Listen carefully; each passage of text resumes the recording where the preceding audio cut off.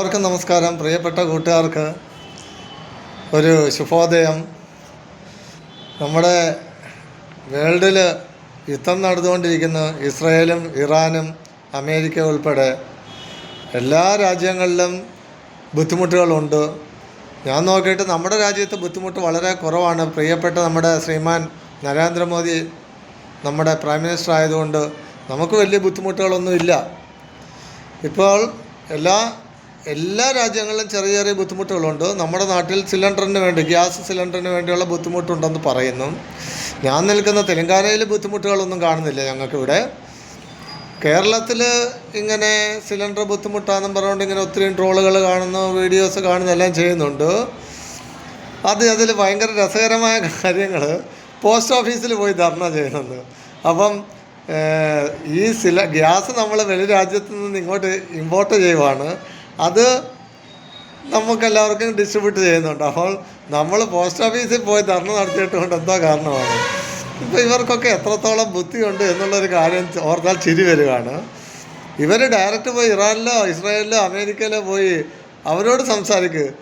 ഇസ്രായേലിലും അമേരിക്കയിലും പോയി നിങ്ങൾ ധർണ നടത്തുക, അവരുടെ മുമ്പിൽ പോയി. എന്തിനാണ് ഈ കൊച്ചു കേരളത്തിൽ പോസ്റ്റ് ഓഫീസിന് മുമ്പിൽ പോയി ധർണ നടത്തുന്നത്? നമുക്കൊരു സാമാന്യ ബുദ്ധിയില്ല. ഇതൊന്നും എങ്ങനെ ഉണ്ടാകുന്നതാണ്? യുദ്ധം പ്രമാണിച്ച് എല്ലാ ബുദ്ധിമുട്ടുകളും എല്ലായിടത്തും ഉണ്ടാകും.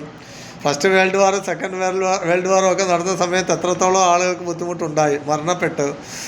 ഇതിപ്പോൾ അങ്ങനെയൊന്നും സംഭവിക്കുന്നില്ല. ചെറിയ ചെറിയ ബുദ്ധിമുട്ടുകൾ രാജ്യങ്ങൾക്കും ഉണ്ടാകും.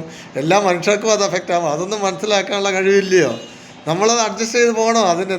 നമ്മുടെ രാജ്യത്തിനോട് കൂറുള്ളവർ അതിനനുസരിച്ച് അഡ്ജസ്റ്റ് ചെയ്യണം.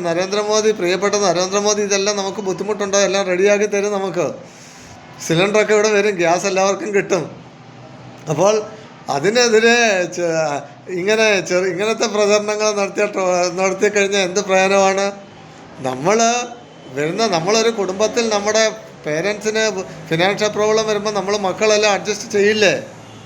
ഒരു ഫാമിലിയിൽ അഡ്ജസ്റ്റ് ചെയ്യത്തില്ലേ? അതുപോലെയാണ് ഒരു രാജ്യത്തിൻ്റെ അവസ്ഥയും.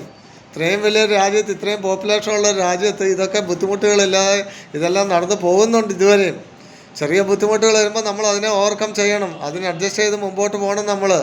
എന്നാലേ നമ്മൾ ഒരു യഥാർത്ഥ രാജ്യസ്നേഹി ആകത്തുള്ളൂ. അതിന് പകരം രാജ്യത്തിലെ പ്രധാനമന്ത്രിയെ ചീത്ത വിളിച്ചും ആഭ്യന്തരമന്ത്രിയെ ചീത്ത വിളിച്ചും അല്ല മുഖ്യമന്ത്രിയെ ചീത്ത വിളിച്ചിട്ടൊന്നും യാതൊരു കാര്യങ്ങളും ഇല്ല. നമ്മൾ അതിനനുസരിച്ച് നമ്മളോടെ അഡ്ജസ്റ്റായി പോയി അത് റിക്കവർ ചെയ്യാൻ നമ്മളോട് ശ്രമിക്കുകയാണ് ചെയ്യേണ്ടത്. നമുക്ക് ഇതുവരെ യാതൊരു ബുദ്ധിമുട്ടുകളും ഒന്നും ഉണ്ടായിട്ടില്ല. ആ ബുദ്ധിമുട്ടുകൾ ഇനിയും ഉണ്ടാകാതിരിക്കാൻ വേണ്ടിയുള്ള മാർഗ്ഗങ്ങൾ ഗവൺമെൻറ് ചെയ്തിരിക്കും. ഒരു രാജ്യത്തെ ഗവൺമെൻറ്റും ജനങ്ങളെ ബുദ്ധിമുട്ടിക്കാൻ ആഗ്രഹിക്കാറില്ല, അവിടുത്തെ ജനങ്ങളെ. അപ്പോൾ ഇത് മനസ്സിലാക്കിക്കൊണ്ട് വേണം നിങ്ങൾ. ഇതൊക്കെ കാണുന്നവർക്കൊരു തമാശയായിട്ട് തോന്നുന്നുണ്ട്. ഇപ്പോൾ ഒരു ഓപ്പോസിറ്റ് പാർട്ടി തന്നെയല്ല, ഒരു പാർട്ടിക്കാർ ചെയ്യുമ്പോൾ ആ പാർട്ടിയിലുള്ളവർക്ക് തന്നെ ഇതൊരു നാണക്കേടായിട്ട് തോന്നും, തമാശയായിട്ട് തോന്നും.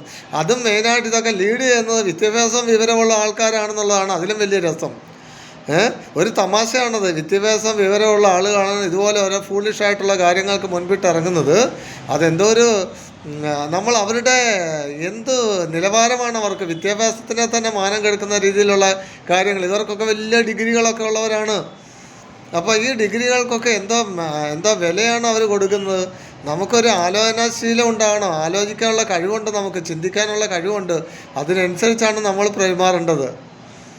ഓക്കെ, ഇത്രയും പറയണമെന്ന് തോന്നി. ഈ തമാശകൾ ഈ സോഷ്യൽ മീഡിയയിൽ വരുന്ന കാര്യങ്ങൾ കണ്ടിട്ട് ഒരു തമാശയായിട്ട് തോന്നിയത് കൊണ്ട് 2 വാക്ക് പറയണമെന്ന് ഉദ്ദേശിച്ചു. നന്ദി, നമസ്കാരം.